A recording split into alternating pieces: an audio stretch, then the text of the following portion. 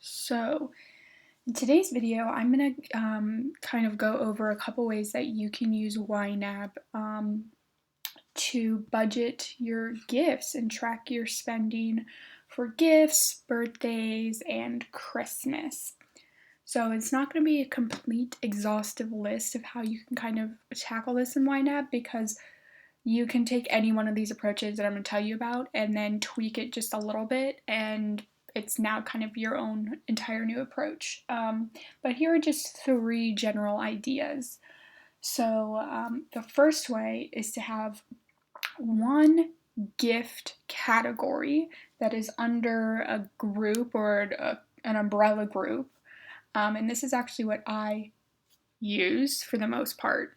So you'll see under my Winter is Coming, which is how I name my sinking funds because I love Game of Thrones, I have this category called gifts, and then I have a note about how much I want to budget towards it every month. And this is probably the simplest way to do it. You just have this gifts, and for me, this gifts encompasses all gifts. It encompasses special holidays like Mother's Day and Father's Day. It encompasses birthdays, all the birthdays I need to cover, and it also includes Christmas. So anytime I have spending to cover gifts, so for example, let me go to my reports and come down to, I haven't had many gifts this year, so I've only had one for Mother's Day, but it just goes into this gifts category, and then I use the memo to specify the event or the person it's for. So in this case it was for Mother's Day and it was for my mom, but I use the memo to kind of tell me what exactly I'm buying. The other thing that I use is down here is this notes section. So this is kind of a rough plan. I was like, okay, I think, if I budget $100 a month towards gifts, that gives me $1,200 a year. So how would I actually work that out and make sure I'm saving enough money for birthdays later on? A lot of my birthdays and actually like pretty much all of my family's birthdays are in the second half of the year. So like August through December is when I really need that money. So it kind of works out anyway, but here, so you see I have, okay, Mother's Day, roughly $75, Father's Day, $75, my sister's birthday, $50, my dad's birthday, $75, so on and so forth. And the other great thing here is like for my mom's birthday, you can see I have this note, $75 carpet shadow box for collars. So that's like me kind of, whenever I get an idea of what I actually want to give someone for their gift, I will write it down in here a lot of times. I also have down here some notes from last year's Christmas 2019 budget. So this is kind of what I bought my family and friends last year. But I just kind of roughly guesstimate how much I'm setting aside for each person. You could say Christmas, I have the $700 set aside. I have like a kind of others birthday or kind of like a buffer of $70 so I can go over by $70 in any category or any combination of categories and I'll still be fine. And yeah, that's pretty much the simplest way you do it. Anytime you have an expense, you just put it directly into this gifts budget line, and you can use the notes to track. And then I'll also show you what I kind of use in combination of this for the third option for how to deal with gifts in YNAB, because I do this and then I also use something else, so I'll show you that in a second. So the second idea we're actually going to put into YNAB together. It's a gift master group with individual categories for each person or event. So for example, category group will be gift time. And then underneath this, you literally list out everything. So you would list out Mother's Day, Father's Day, child one, maybe, give them a name. Anniversary, if you have an anniversary. Maybe you have child two, B-Day, spouse, B-Day. And then you could either do just a general Christmas fund, or you could get more specific and say Child 1 Christmas, Child 2 Christmas, Office Christmas, and just list out literally every single person, every single thing that you're going to be buying for gifts. And the great thing about this is you can just hide this. You could drag it down, you know, anywhere if you're not going to want to look at it every day. So you don't have to have it always all the way out with, you know, making your budget extra super long. But then what you would do here is you would actually budget directly, you know, let's say it's January and your first, and you can actually put dates. This is going to be March 13th. So it's January, you just got your first paycheck of the year, and your first birthday coming up is child number 1. So maybe that's the only thing you're going to budget for right off the bat. Ignore, I'm over budgeted right now, but just for this example, that's what you're going to do. And then every time you get paid, you go to the next thing in your list. So maybe your next one is Mother's Day, because that's in May. You've got your anniversary actually right after Mother's Day. Then you've got Father's Day. So as you're getting paid, you're going through that list and tackling whatever ones come up first. Or, you know, if you're like me and you have a set, okay, I want $1,200 for gifts by the end of the year. Every month you have $100 and you just budget that however you'd like. The other thing that you could do with this is while you have all of these specific categories where you're actually keeping the money, right? So like we said, you have $50 set aside for your child. When you actually come in and say test, you actually come in to enter the transaction and say, okay, I bought the gift for my child's birthday. It's still under the gift time category, but it's the gift line. And then you say child 1 B-Day, and maybe you bought him Legos, and the outflow is $50. So what this does is it will actually show up here as spending in this category, and all you need to do is move this $50 to gifts. So now it looks like you budgeted $50 and you spent $50 for that. But what it really does is it takes that money out of this category because you no longer have money for that. And you can still keep this category around, but now you're saying it's for, you know, 2021. So you already know you've taken care of it for this year.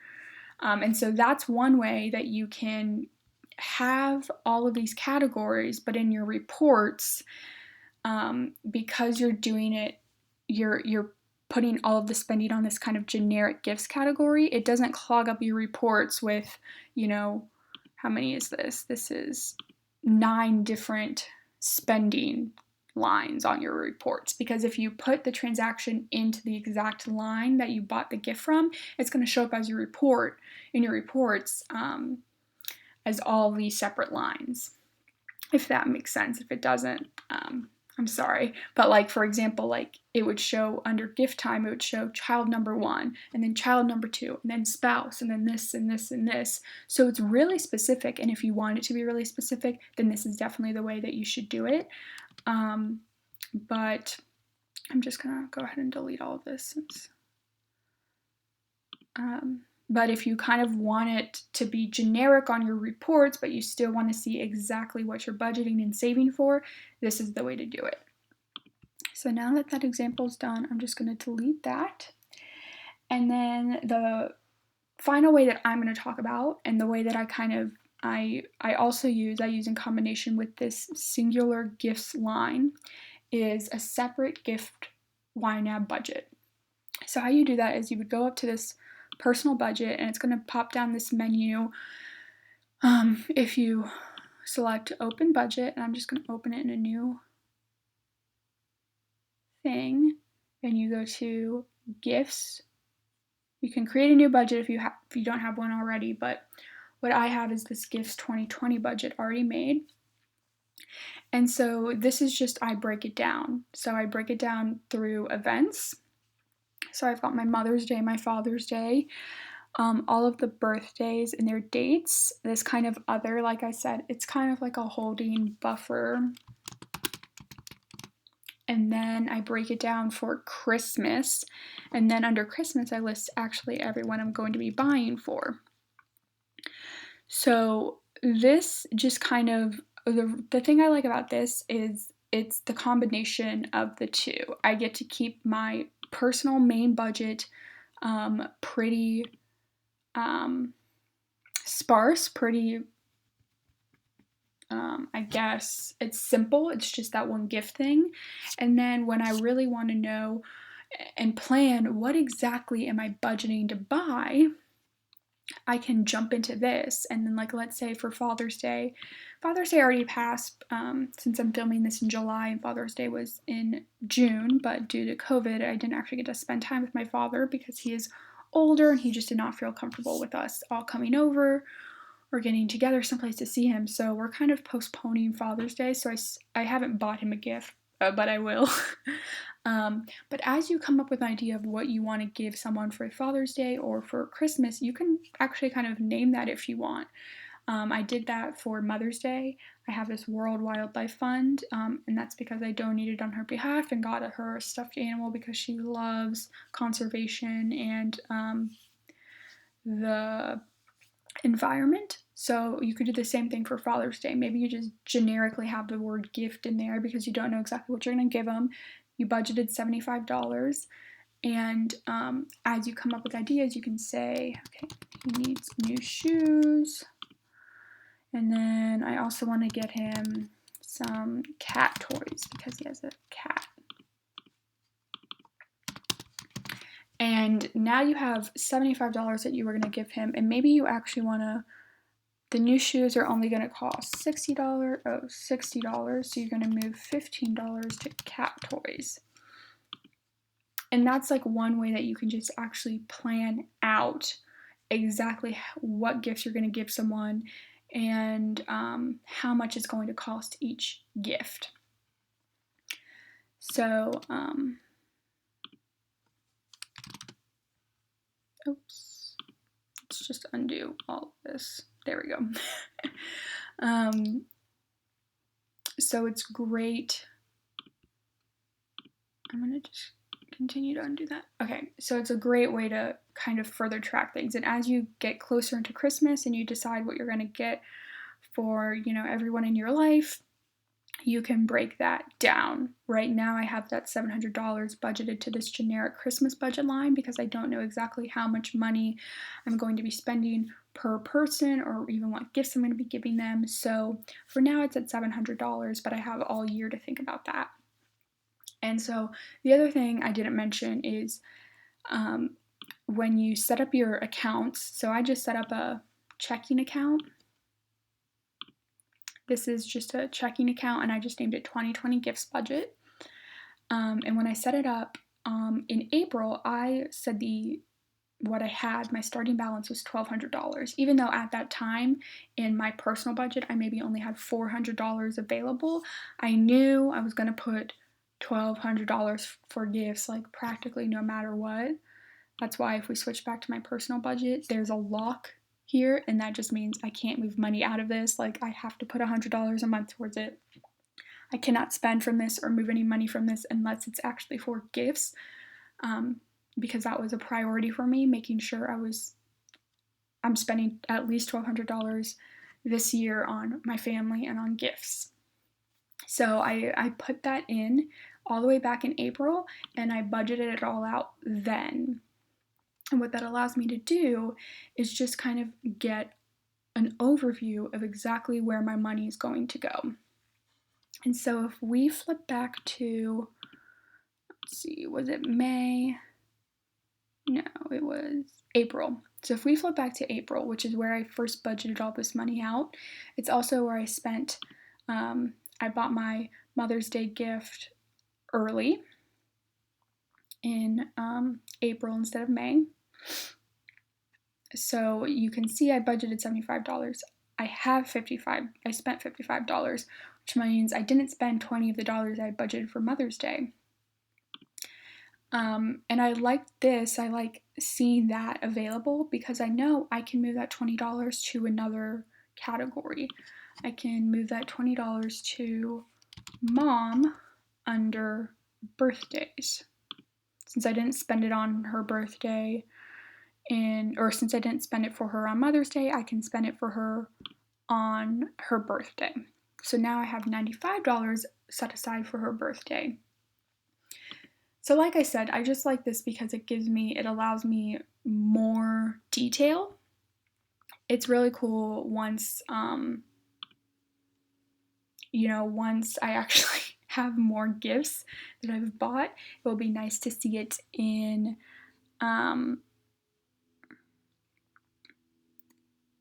these reports. It will break it down exactly,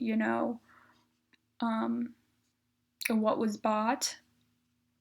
So you can have that detailed reports that maybe you don't get as much if you just have the one line in your personal budget. And obviously you saw I did enter that transaction in my personal budget as well, because that's where the money is actually coming out of.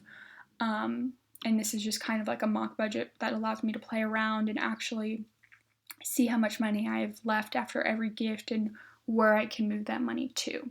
So I hope that made sense. I didn't have a lot of examples, but those are 3 ways that you can deal with gifts in YNAB. They are all perfectly acceptable.